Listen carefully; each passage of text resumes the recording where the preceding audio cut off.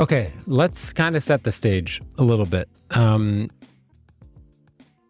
I open the newspaper, like me and you are sitting next to each other at a coffee shop or on the train or wherever, and you overhear me saying, "Oh, it's crazy what's happening in Sudan right now." Like, when did this all start? What do you say to yourself when you hear me say that? Sort of, what do you say, sort of under your breath, like, "Oh, yeah, it didn't just start." When did it start?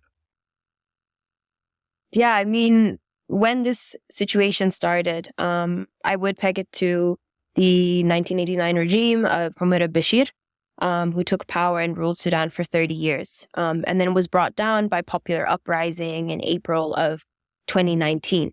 And the reason why I say that is the security sector in Sudan, which I think is something that listeners should really try to read more about and pay attention to. The security sector in Sudan is very distinctive in the sense that when Bashir took power, along with uprooting remnants of previous regimes, he also uprooted the security sector.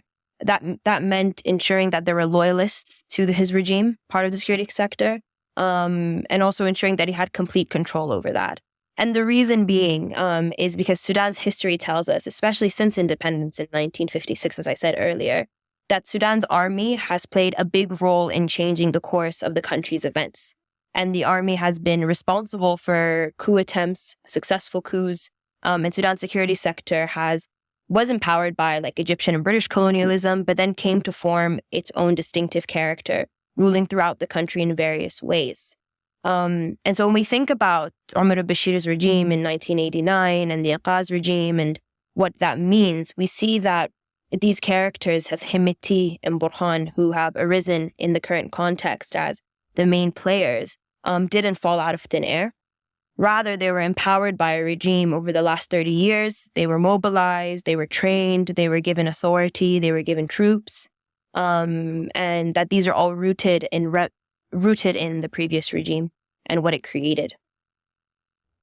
I know I said that I was going to start there, but it just got me thinking, where did Omar al-Bashir come from? I mean, like, was he a sort of an army, was he a soldier through and through and he sort of came through the ranks of the army? Or was he an outsider that staged a coup? What's the story of how sort of 1989 started? Yeah, so before the coup of 1989, Sudan had a transitional government in place.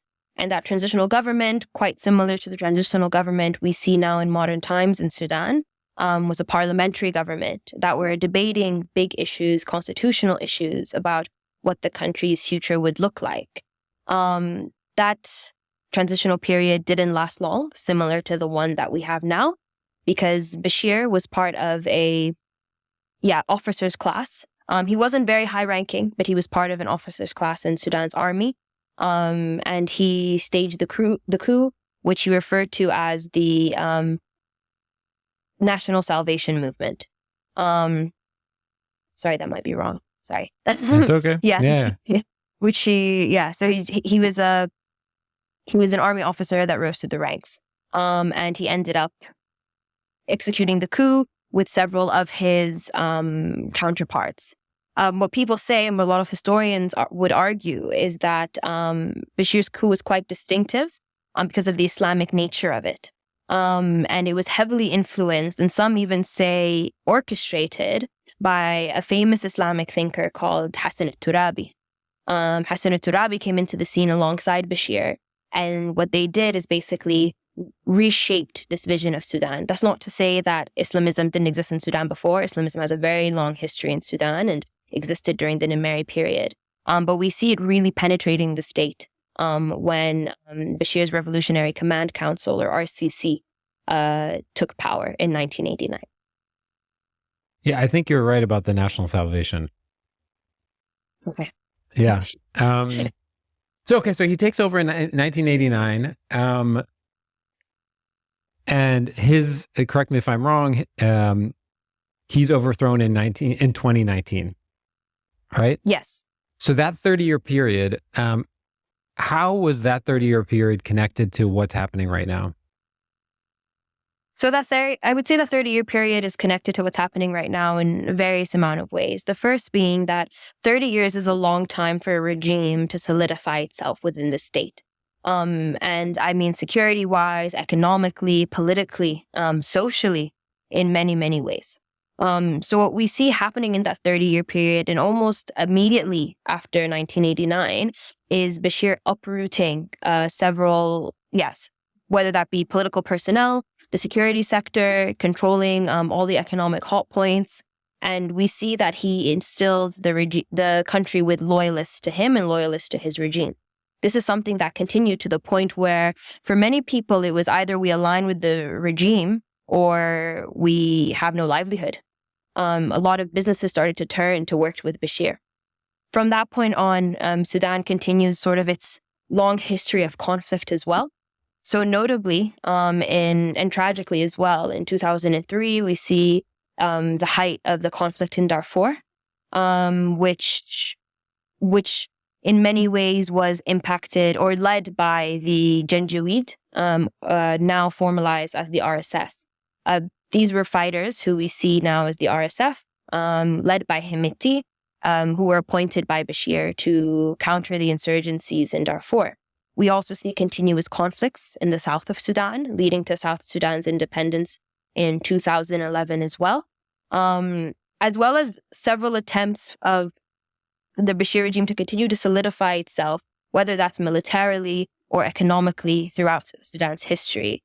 But something that we hadn't seen before and that we've only just seen this last month is fighting in Sudan's urban capital, Khartoum. And this is something that's been unprecedented. So let's talk a little bit about that. On the ground, like what does it actually look like now versus, these different points of turmoil over the last decade? Yeah, so speaking specifically about Khartoum right now, Khartoum has seen unrest in the past. It's seen coup attempts being the political capital of the country. It's seen protest movements, but it's never seen armed conflict to this degree. Khartoum is, like any city, a bustling capital where many people come from the peripheries into the capital to support themselves in making a living. Khartoum isn't without its problems. It has been suffering from the economic turmoil and inflation, which were one of the reasons why people staged an uprising in 2018 and 2019 in response to reforms by Bashir's government, economic reforms by Bashir's government. But what we're seeing now is almost a complete devastation of the capital. I'm talking about massive shortages of food, fuel, medical supplies. Most of the hospitals in the country are destroyed. Mass lootings of people's homes. Of course, unfortunately, we're also seeing injuries and deaths. And we're seeing also a mass exodus of people leaving Khartoum, whether to go to neighboring cities in Sudan or to leave the country altogether. And of course, that comes with a lot of privilege. Those who have the means to leave definitely have the means to sustain themselves as well. But for many, that's not the reality. For most of the country, that's not the reality. We're talking about 40 million people. And the fighting doesn't just stop in Khartoum. It has continued throughout the country as well, most notably in Darfur. Darfur has witnessed incredible amounts of violence. Darfur's infrastructure is weaker than Khartoum's as well and has been impacted by a long legacy of conflict since the early 2000s. So although the numbers there, it's more difficult to get official numbers in Darfur, but the estimates are that the death tolls and the injuries are far, far higher than in Khartoum.